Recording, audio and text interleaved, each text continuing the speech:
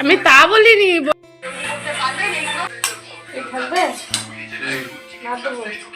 কপাল হয়েছে দুঃখের আর গাল হয়েছে সুখের। কেন বলছি শোনো।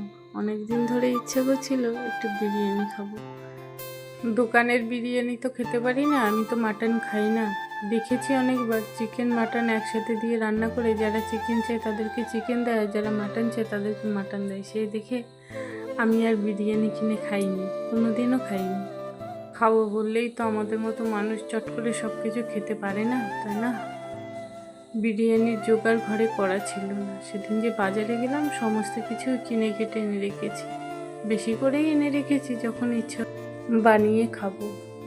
ইচ্ছে করলেও তো আর সব মেটানো যায় না খুব তাড়াতাড়ি। আমরা তো আর বড়লোক নই না, আমরা মধ্যবিত্ত মানুষ। আমাদের সব কিছু খেতে গেলেও সময় লাগে।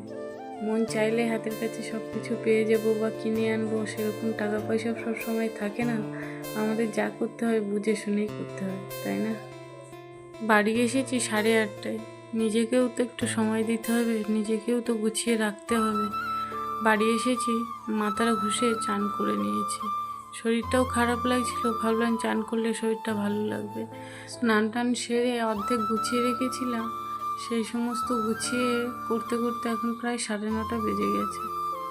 এই কাজের ফাঁকে যতটুকু সময় পায়, খাওয়ার তোড়জোড়, নিজের গোছানোর তোড়জোড়, সংসারের কাজ, সমস্ত কিছু করেও এত কিছু করতে ইচ্ছে করে না। কিন্তু কি করব, ইচ্ছে তো হয় অনেক কিছু করবার, তাই না? বাবার রাজকন্যাও কখনো ছিলাম না, আর স্বামীর রাজরানীও কখনো হতে পারবো না। যেমন ছিলাম তেমন আছি, তেমনই থাকবো মনে হয়। সবাই বলে মানুষ চেষ্টা করলে একদিন উপরে ওঠে। না, চেষ্টা করলেই যে সে উপরে উঠতে পারবে এর কোনো মানে নেই। ভাগ্যে যদি না থাকে না, তাহলে হাজার চেষ্টা করলেও তুমি উপরে উঠতে পারবে না। তবে যেমন আছি ভালোই আছি, কোনো অসুবিধা নেই, কোনো কষ্ট নেই, দুঃখ নেই। তবে চেষ্টা করে যাচ্ছি। ভগবান যদি পিছন ধরে টানে তাহলে আর কিছু করার নেই। কষ্ট হয়, ক্লান্ত লাগে, ভালোও লাগে না অনেক সময়, কিন্তু মনকে বোঝাই না আমাকে চলতে হবে, করতে হবে, গোছাতে হবে। বলো বিরিয়ানি তোমার কত দিলে নম্বর?